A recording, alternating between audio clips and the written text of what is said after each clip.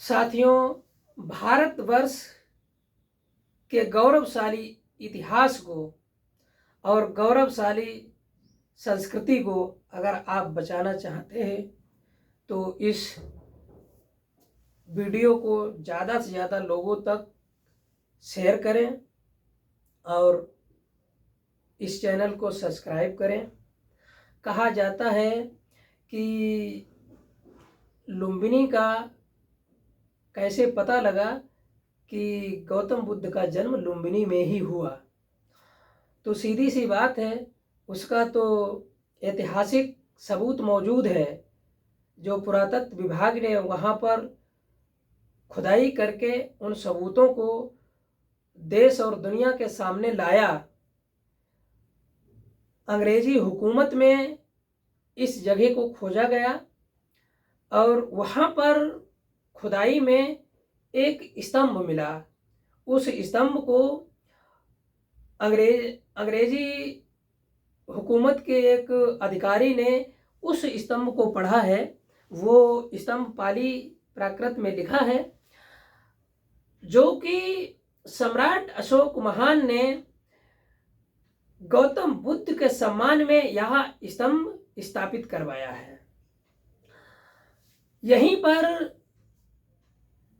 शाक्य मुनि गौतम बुद्ध का जन्म हुआ है। ये वो जगह है जहाँ से गौतम बुद्ध का जन्म हुआ है और भारत को ही नहीं बल्कि पूरी दुनिया को, असभ्य मानव को सभ्यता का पाठ पढ़ाया, शांति का संदेश दिया।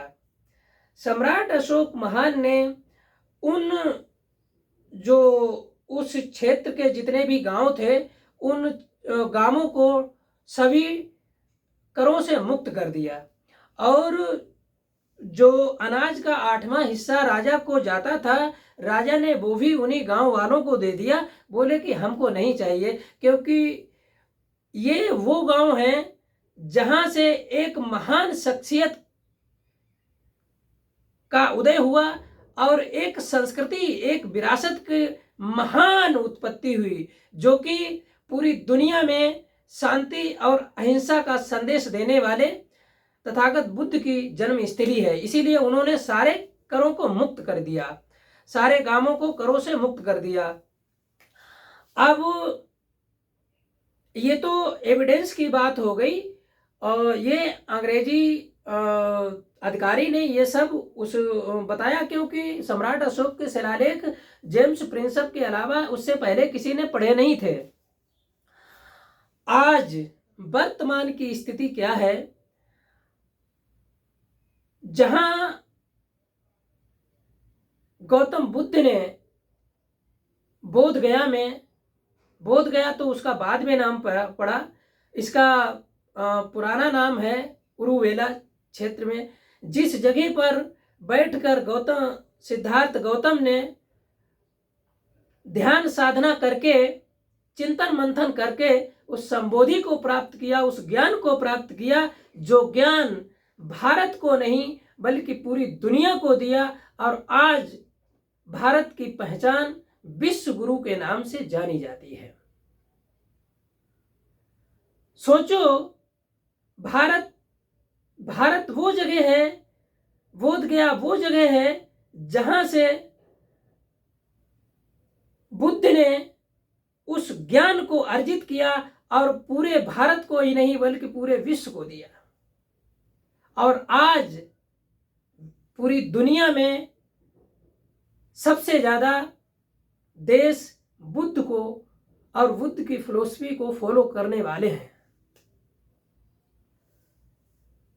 उसी धरती पर बुद्ध की विरासत को बचाने के लिए महाबोधि विहार टेम्पल को ब्राह्मणों से मुक्त कराने के लिए सरकार के सामने घुटने टेकने पड़ रहे हैं, आंदोलन चलाया जा रहा है और सरकार के सर पे जूं तक नहीं रेंगता है।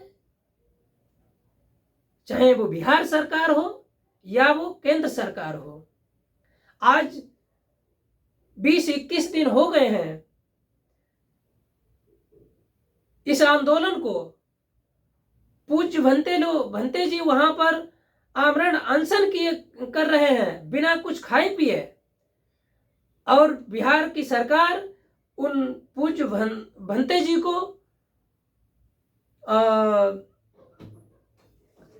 इलाज के नाम पर उनको 1 बजे रात में उनको वहां से उठा देती है और अस्पताल में जाकर डाल देती है इलाज के नाम पर, चिकित्सा के नाम पर। ये बहुत अशोभनीय बात है, ये चिंता का विषय है। अगर इस महान विरासत को बचाना है तो हम सभी को बड़ी आस्था के साथ और बड़ी गर्मजोशी के साथ में इस आवाज को बुलंद करना ही होगा, क्योंकि यह आंदोलन पहली बार नहीं हो रहा है। यह आंदोलन 1891 में अनाकारिक धम्मपाल जी ने इस आंदोलन को शुरू किया था।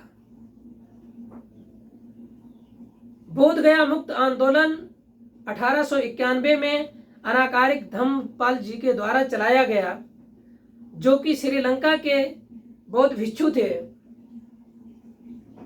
आगे बढ़ता रहा धीरे धीरे। उस समय पर बौद्धों की इतनी ज़्यादा संख्या भी नहीं थी। 1922 में बिहार में कांग्रेस का एक अधिवेशन हुआ। उसमें अनाकारिक धम्मपाल जी ने अपना प्रस्ताव रखा कि इस महाबोधि महाविहार को ब्राह्मणों से मुक्त कराया जाए, इसको बौद्धों के हाथ में दिया जाए। लेकिन महात्मा गांधी ने अनाकारिक धम्मपाल जी से कहा था कि नहीं, पहले देश को आज़ाद हो जाने दो, उसके बाद में यह महाबोधि महाविहार बौद्धों के हाथ में दे दिया जाएगा। देश तो आज़ाद हो गया, लेकिन महाबोधि महाविहार आज़ाद नहीं हो पाया, ब्राह्मणों से मुक्त नहीं हो पाया। 1949 को एक बीटी एक्ट बनाया गया।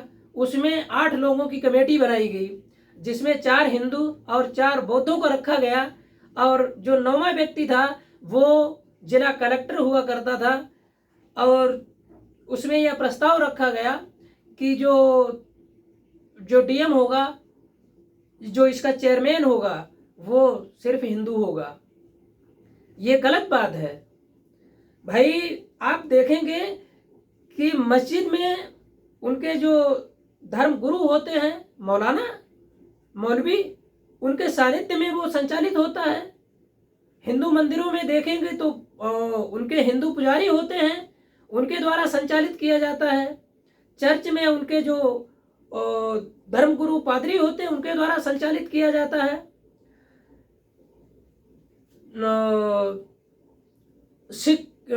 सिख के धर्म गुरुओं गुरुद्वारों में वहाँ सिख धर्म गुरु होते हैं, उनके द्वारा संचालित किया जाता है। अगर मंदिर में अगर कोई मुल्ला जाकर आप नमाज पढ़े तो आपको कैसा लगेगा? बुरा लगेगा ना। तो इसलिए कहता हूँ कि जब सब अपने हिसाब से सब लोग चलाते हैं तो बुद्ध के मंदिर में ब्राह्मणों को क्यों रखा गया है? महाबोधि महाविहार ब्राह्मणों से मुक्त हो, इसलिए ये आंदोलन एक बार नहीं कई बार किया गया। लेकिन इस बार यह आंदोलन एक नया रूप ले चुका है। ये नेशनल लेवल का नहीं बल्कि इंटरनेशनल लेवल का आंदोलन है, और इसमें भारत की बहुत थू-थू हो रही है, बेइज्जती हो रही है, क्योंकि अमेरिका तक ये बात पहुंच चुकी है। अगर ये नहीं हुआ तो आंदोलन और ज़्यादा उग्र होगा। उग्र तो नहीं होगा लेकिन तेज होगा, क्योंकि बुद्ध जो भिक्षु होते हैं वो उग्रता की कभी बात नहीं करते हैं। बुद्ध ने हमेशा शांति और करुणा का संदेश दिया है, इसलिए कभी उग्र होने की बात नहीं, शांतिपूर्वक धरना दिया जा रहा है, आंदोलन चलाया जा रहा है। अगर इस भारत की महान विरासत को बचाना है तो अपनी आवाज को बुलंद करना होगा। नमो बुद्धाय, जय भारत, जय संविधान। ज़्यादा से ज़्यादा इस वीडियो को शेयर करें क्योंकि ज़्यादा से ज़्यादा लोगों तक पहुँचे। बहुत बहुत धन्यवाद।